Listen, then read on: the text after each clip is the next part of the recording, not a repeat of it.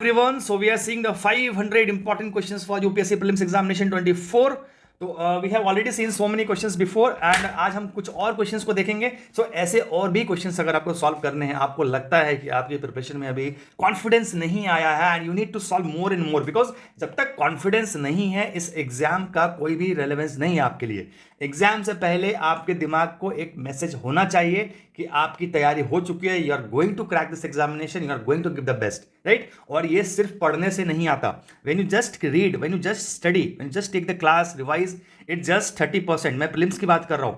30 to 40% maximum होता है. Rest 50 to 60% comes from your practice. Okay, अगर आपने क्वेश्चंस की प्रैक्टिस नहीं करी है, ना ही आप कभी पता चल पाएगा कि कुछ टॉपिक्स में क्या चीज़ अधूरी रह गई है, और ना ही आप उसको कर पाओगे. तो ऐसे और क्वेश्चंस को प्रैक्टिस करने के लिए आप वेबसाइट पे जाइए, टेस्ट सीरीज एनरोल कीजिए जितना कर सकते हो, राइट. मेरा फायदा मत देखिए, आप अपना फायदा देखिए. मुझे कुछ नहीं है, मेरा आप लो नहीं लो, it's time, it's session is done, right. आपको कॉन्फिडेंस आना चाहिए. तो first is around the children in the youth constituency of the UNFCCC. तो अभी तक आपने private sector, government sector, NGO सबका समिट्स देखा है, सब होते हैं. कोई बोलता है ये करना है, कोई प्लास्टिक पोल्यूशन को फाइट करता है, कोई टेम्परेचर कैसे 1.52 डिग्री. अभी ये कुछ और है, right. This is children and youth constituency of UNFCCC. It's young और शॉर्ट फॉर्म में देख लीजिए. तो एक्चुअली में क्या है, ये आपको it's a network of the youth organisation है ना, that involve the international climate policies and action with in the UNFCCC. Okay, ये ट्रिपल सी के अंदर ये एक बॉडी शुरू से लेकर एंड तक. I want to teach you, right. So second statement is UNFCCC secretariat has not formalised the participation of the youth in UNFCCC. Formalise नहीं किया है अभी तक, it's informal kind of thing. And third is structure activities and consensus of the various activities of the YOUNGO is guided by the rules framed by the UNFCCC. UNFCCC का जो rules है उसके according वो follow करेंगे. Formalise नहीं किया है, पहला UNFCCC के जनरल स्टेटमेंट है. तो answer to this question is only 1, 2 and 3 are incorrect options. अब आप देख लीजिए, आप यहाँ पे आप okay, just forget about the news now. ये न्यूज में कहा था, इंटरनेशनल यूथ डे पे UNFCCC में आया था ये. And you can see this body here, YOUNGO is official children and the youth constituency of the UNFCCC, right. It's official, it's a network of the youth, right. ये पढ़ लीजिए आप. दूसरा स्टेटमेंट देखिए इनकरेक्ट क्यों है, because UNFCCC secretariat and the member states to the convention officially recognize youth and observer constituency of its own and confirmed the status in 2011. It's not an informal, it's a formal organization recognized by UNFCCC. Okay, तो this is what you have to see. आप timeline जाके देख सकते हैं. 1992 में form हुआ and in this 11 में आप देखो यहाँ पे योंगो को ऑफिशियली फॉर्मलाइज किया गया. ठीक है, ये टाइमलाइन है, आप देख लीजिए. It's taken from the UNFCCC website. अभी third statement is incorrect because if you see here the design of the internal structure the YOUNGO was completely self organised in youth led. इसका UNFCCC का कोई guidelines नहीं है. It's totally recognise. ये tough questions में से आपको count होगा, okay, but you can attempt, right. एक तो यू कैन अटेम्प्ट अभी, इसके बाद से तो आप कर सकते हो इसको. Now moving to the next question, it's going about the rainfed area, rainfed agriculture. Okay, more than half of the India's net sown area मतलब मोर देन हाफ मतलब 50% से ज्यादा is primarily dependent on the rainfall. ठीक है, पहला statement. दूसरा, it's 90% of rainfed crop area line in the arid region receiving less than 500 minimum rainfall, annual rainfall less than 500. ठीक है. तीसरा, एक बॉडी दी गई है जिससे सारी इंफॉर्मेशन हम निकालते हैं. वो कौन सी बॉडी है, क्या है, उसके बारे में एक general statement about that body, right. तो ये 3 स्टेटमेंट है आपका. अब ये डॉक्यूमेंट का आंसर हम लेटेस्ट, एकदम बिल्कुल लेटेस्ट जो डॉक्यूमेंट रिलीज हुआ है मिनिस्ट्री ऑफ एग्रीकल्चर से जुलाई 2002 में.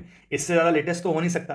23 का न्यूज़ अभी तो नहीं आ सकता because it takes lot of time to do survey and everything, right. तो 22 is the latest. You see here more than half of the India nets 55% is primarily dependent on the rainfall according to the national rainfall authority under the ministry of the agriculture. ठीक है, पहला statement का कोई issue नहीं है, आप देख लीजिए, ये पढ़ लीजिएगा यहाँ पे. It's taken from this document only. Now, second statement is incorrect because if you see here, there are 4 kind of rainfall patterns. Okay, less than 500, 500 to 1000, 1000 से 1500 और greater than 500. You see here only 15% is rainfall lying within the area receiving 500. Maximum कहाँ है? 42 million कहाँ पर है? इस range में, इस रेंज में आप देख लीजिए, इन दोनों रेंज में है ना. 70, 50 to 1100 मतलब मोस्टली यहाँ पे. ओके, तो लेस देन 500 वाला 90% जो सेकंड स्टेटमेंट था ये गलत है. ये गलत है, राइट. तो इसको आपको थोड़ा सा ध्यान देना. Third statement is incorrect because it's not an statutory body, it's an expert body form in 2006. okay, to provide the knowledge inputs regarding the systematic upgradation and management of the country's dryland and rainfed agriculture. So first is only correct, second and third are incorrect. Third question is regarding the national mission on manuscripts. आप देख लीजिए, autonomous body under culture ministry, and इसका mandate क्या है। And Bakhshali manuscript is considered to be earliest record example to use of zero. Okay, तो ये इसी के अंदर दिया होगा, it's in the introduction page it is given. Okay, आप देख लीजिए, this is correct, yes, first is also correct. और आप इनका थोड़ा सा डिटेल पढ़ लीजिएगा, थोड़ा सा रैंडम ऐसे करके, है ना, एक बार पढ़ लीजिएगा। ये पूरा स्टेटमेंट्स बिल्कुल ओरिजिनल डॉक्यूमेंट से लिया गया। I think this is from the Hindu. Okay, तो आप देख लीजिए यहाँ पे, ये भी आंसर सही है, सेकंड भी सही है, पहला भी सही है। So it's all you have to read once, right, pause करके रीड कीजिए थोड़ा सा gradually and will move. Now moving to the next question, let's talk about the management effectiveness evaluation of the tiger reserve, MEE। आपने पढ़ा होगा current affairs में, will solve one question on this, right. Evaluation under MEFA is important now to declare any tiger reserve in the country. Okay, अगर यहाँ पे देखो, थोड़ा सा यहाँ पे ध्यान देना है, एक तो इंपॉर्टेंट, एक मैंडेटरी। ओके, यहाँ पे मैंने थोड़ा सा इसको नेग्लेक्ट किया है, इस डिफरेंस को। जब ये मैंडेटरी रहेगा तो आई थिंक मैंडेटरी के बाद इट्स इनकरेक्ट 100%। जब ये इंपॉर्टेंट वर्ड है, इसका मतलब है कि इट्स इंपॉर्टेंट, राइट, कुछ भी इंपॉर्टेंट हो सकता है। अगर आप एक बार पूरा पढ़ लो डिटेल सर्वे का, या फिर आपका जो भी इवेल्यूएशन हो रहा है, तो इंपॉर्टेंट इज करेक्ट। तो यहाँ पे मैं इसको मैंडेटरी करना चाहूँगा। Okay, I will use the word mandatory here and I will make the first statement incorrect, it's not mandatory. ठीक है, now MEM exercise adopt from, अगर इंपॉर्टेंट रहेगा तो करेक्ट कर दोगे आप, बिल्कुल, वहां पे वर्ड प्ले हो जाएगा थोड़ा सा। Okay, now MEM exercise adopted from IUCN world commission the protected areas. ये IUCN का लाइंस पे इनका वो होता है evaluation.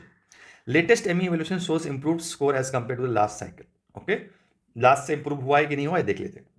If moving the answer B only 2, first is incorrect, there is no such criteria has been established by the Indian government, है ना, कि वो मैंडेटरी है टाइगर रिजर्व को डिक्लेयर करने के लिए। इवन इंडियन गवर्नमेंट ने ये भी नहीं कहा है कि इंपॉर्टेंट है, पर यहाँ पे इंपॉर्टेंट वर्ड सिग्निफाइज बहुत सिंपल, बहुत ऐसा नहीं है कि उसका एक मीनिंग निकलेगा।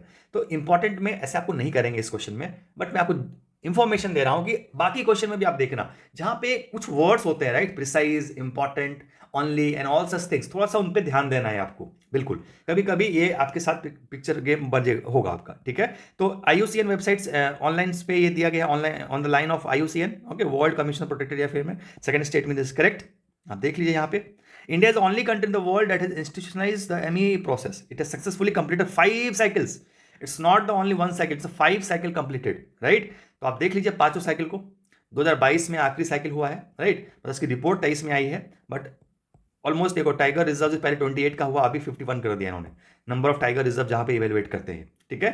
6 एलिमेंट्स, ये सब पढ़ने का आपको जरूरी नहीं है 6 एलिमेंट्स क्या क्या है, पर आप देख लीजिए, the 5th cycle assessment report over increase होता है 80% द मीन स्कोर, तो इंप्रूवमेंट है, राइट, कंपैरिजन टू। अब इनके जो कैटेगरी है, जो इंडिकेटर्स है, अब हर चीज तो क्विज में कवर नहीं हो सकता है, पर जब भी आप करंट अफेयर टॉपिक्स पढ़ोगे तो आप जरूर एक बार देख लोगे, इंडिकेटर्स तो बहुत सारे उसमें, but you just have to see actually क्या करता है ये, है ना, इट्स इंपॉर्टेंट फॉर दैट, और इससे ज्यादा आपको कुछ करने का नहीं है। There is no tiger reserve rated as a poor category, है ना, मतलब टाइगर रिजर्व को ये डिफाइन करते हैं as per the basis indicators की, उसको कैसे मैनेजमेंट है उसका, उसको कैसे ख्याल रखते हैं अंदर में, कैसा क्लीननेस है, कितना पब्लिक का इंटरफेरेंस है, क्या लॉ है, रेगुलेशंस है, on the basis of that it score the national park, right. Now with the commission, with respect to the commission, the committee of the parliament and official language, ये commission है and committee, दो चीजें यहाँ पे, एक commission form है, एक committee of the parliament की कमिटी है ऑन ऑफिशियल। अच्छा, पहली चीज है, ये कमीशन एग्जीक्यूटिव ऑर्डर पे बनता है, या फिर कॉन्स्टिट्यूशन ने मैंडेटरी कर रखा है कि there should be commission committee, पहले तो ये करना है, फिर इसको बनाता कौन है ये चेक करना है। पहले तो करना क्या है, कॉन्स्टिट्यूशन करता है कि नहीं इस बॉडी का, सेकंड इज क्या, इसको बना, कमीशन को सेटअप कौन करता है, राइट, एंड इसके मेंबर्स क्या होते हैं इस कमीशन के, ठीक है। तो कमिटी और कमीशन दो चीजें यहाँ पे आपको थोड़ा सा ध्यान देना है, दोनों को इसलिए कवर कर दिया कि वो मिलते जुलते हैं, I want to learn in the one place, है ना। तो सी आंसर है, ऑल 3 आर करेक्ट। अब देखो यहाँ पे article 344, the president shall at expiration of 5 years from the commencement of the constitution, say the expiration of 10 years and the expiration of 10 years from such commencement by order to constitute commission क्या करेगा, which shall consist of chairperson and other such members representing different languages its schedule as the president may appoint, and the order shall define the procedure followed by the commission को एक body establish करेंगे after 10 years from the commission, ठीक है, and उसके chairperson होगा एक, and different language, जो members होंगे represent a different language specified in the 8th schedule, उनके क्या क्या फंक्शन है ये देख लीजिए, ठीक है, उनके ये फंक्शन है। अब देखो, the commission, there shall be constitute a committee consisting of 30 members, तो हमने क्वेश्चन क्या पूछा है आपसे, committee of the parliament official shall consist of members from both houses, ठीक है। तो यहां पे देख लीजिए आप, एक कमिटी है, एक कमीशन हमने पहले पढ़ लिया। अब कमिटी क्या कर, अच्छा कमीशन का ये फंक्शन है जब progressive use of Hindi language हो रहा है कि नहीं, restriction the use of English language in all forms of official purpose, इन सब काम को ये कॉन्स्टिट्यूशन में लिखा हुआ है, राइट। अब आप देखो, in making these their recommendation the clause to मतलब ये सारे, okay, the commission shall have due regard to the industrial cultural scientific advancement of India and all such thing. आप पढ़ लेना एक बार। There shall be constituted a committee consisting of 30 members of whom 20 shall be the members of the House of the People and 10 members from the Rajya Sabha। दोनों house के member हैं, third is correct, okay, to be elected by the members of the house of the people and the members of the house in the states, ये उन्हीं से द्वारा होते हैं। It shall be duty of the committee to examine the recommendation of the commission, तो commission पहले इन पे रिकमेंडेशन देगा और कमिटी इसको एग्जामिन करेगा, ठीक है। कमीशन छोटा बॉडी हो गया, कमिटी एग्जामिन करता है इसको। कमीशन का कॉन्स्टिट्यूशन क्या था यहाँ पे, चेयरपर्सन और 8 शेड्यूल के मेंबर्स थे। कमिटी का कॉन्स्टिट्यूशन क्या है यहाँ पे, दोनों हाउस के मेंबर्स हैं। ये सब कॉन्स्टिट्यूशन में लिखा हुआ है, ये मैं अपनी मर्जी से कोई कहानी नहीं बता रहा हूँ, है ना। थोड़ा पानी डालो आंख पे और देखो क्या चीज़ें छूट गई है और क्या करनी है। दुनिया भर की चीज़ें छोड़ रखी है आपने, इसीलिए कहता रहता हूँ क्वेश्चंस की प्रैक्टिस करो, तभी जाके चीज़ें क्लियर होंगी। पढ़े जा रहे हो, पता नहीं पीछे क्या छूट जा रहा है ना। तो थोड़ा सा आपको ध्यान देना पड़ेगा बच्चे, like it's not going to be easy, prelims is not going to be easy at all. Now what of the following are the constitutional bodies. अब तो इसमें क्या है, ऑल 3 आर करेक्ट, अभी क्लियर हुआ। कमीशन, कमिटी, दोनों के members, duty, इसका रिकमेंडेशन एंड एवरीथिंग, ठीक है। Now moving to the next question, talks about the constitutional bodies क्या क्या है इसमें। तो answer is C, one only, advocate general of India. दोनों सीजीए, सीएजी नहीं है, सीजीए एंड सीएजी में बहुत अंतर है, अब ये भी आपको पता नहीं होगा, ठीक है। सीजीए जो बॉडी है ये कॉन्स्टिट्यूशनल बॉडी नहीं है, ये आर्टिकल 150 के अंदर एक कुछ लिखा हुआ है, यूनियन गवर्नमेंट का अकाउंट संभालने के लिए एक बॉडी होनी चाहिए, उस बॉडी को ये सीजीए इन्होंने बनाया है। सीजीए को पहले अकाउंट्स का काम किसके पास होता था, सीएजी के पास होता था। पहले सीएजी दोनों काम देखती थी, ऑडिट प्लस अकाउंट। अभी ऑडिट देखती है सीएजी सिर्फ, अकाउंट का काम किसके पास है, CGA, and CGA is not constitutional body. समझ में आया। It derives it's mandate from article 150, जाके देखो क्या लिखा है 150 में, और इसके डिपार्टमेंट ऑफ एक्सपेंडिचर के अंदर आता है सीजीए, ठीक है। Pro tem speaker temporary body is not defined constitution, ये कॉन्स्टिट्यूशनल बॉडी नहीं है। क्रिस्पर का फुल फॉर्म बता दो आप क्या है इसमें से, सबसे इजीएस्ट क्वेश्चन आज का। इसका फुल फॉर्म बता दोगे आप तो इट्स समथिंग लाइक बहुत अच्छे आप कहलाओगे, मतलब आप देख लो इसमें, है ना। चारों देख लिया, अब मैं आंसर बता रहा हूं आपको, आंसर इज सी, ठीक है। अगर ये आपने सी किया है तो आप देख लीजिए, ऐसे क्वेश्चंस भी एग्जाम में आएंगे जहां पे आपको टेक्नोलॉजी डीप में जाके साइंस टेक को पढ़ने का जरूरत नहीं है, आपको बेसिक ही पता होना चाहिए, नाम भी पता होना चाहिए, ठीक है। Now moving to the next question regarding the Iran.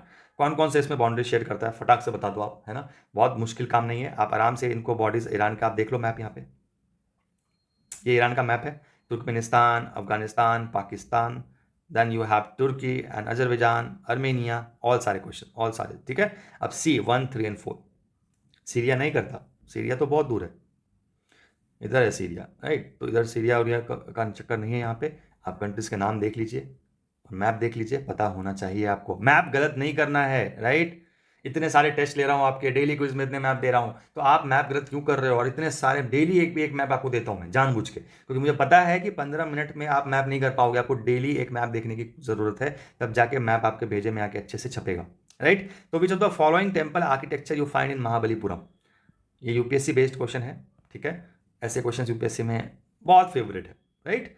इन तीनों का ही वहाँ पे आप देखोगे, आप सीसीआरटी के वेबसाइट पे जाओगे, महाबलीपुरम टाइप करोगे, वहाँ पे आपको सब दिखेगा, and it's all architecture is in Mahabalipuram. तो last question for today is difference between glaciers and iceberg. इन 4 ऑप्शन है आपके पास, आप देखो इसमें से कि क्या है ग्लेशियर्स और आइसबर्ग का क्या डिफरेंस है।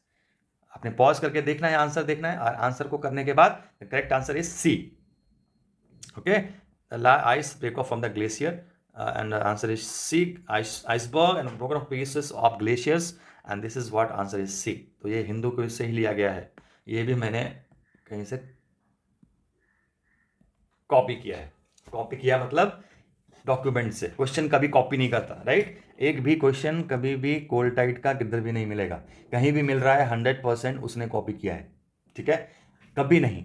सो answer, explanation, everything is going to be well, so just try to be follow, अच्छे से करो, एंड बहुत मुश्किल नहीं है चीज़ें, बस आप जितना जल्दी इस चीज़ को समझ जाओ, प्रैक्टिस करो। 3 महीने हैं आपके पास, ठीक है, कम से कम, मतलब सपोज गोल्ड टाइट का टेस्ट सीरीज भी आप देखो तो कितने क्वेश्चन हैं उसमें, है ना, 39 टेस्ट हैं, जिसमें कि 30 टेस्ट अराउंड हैं 50 क्वेश्चंस के।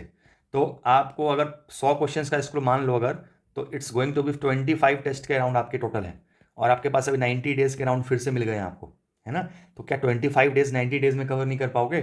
टाइम का प्रॉब्लम थोड़ी है, आपके दिमाग का प्रॉब्लम है, राइट? और मेरा नहीं भी करना तो कोई एक अच्छी सी टेस्ट सीरीज करो, बिना टेस्ट सीरीज किए हुए नहीं होने वाला यूपीएससी, राइट? अपने से नॉलेज आपने अधूरी अधूरी की है, अभी अभी बिना टेस्ट सीरीज के तो आधे हो, बिल्कुल आधे से भी कम हो। तो make sure you practice hard, आप लर्न करो, स्किल्स डेवलप करो, और कोई प्रॉब्लम होती है just try to contact me, है ना? उधर मैं आपको बात करके इन्फॉर्मेशन दे दूंगा सारी, ठीक है?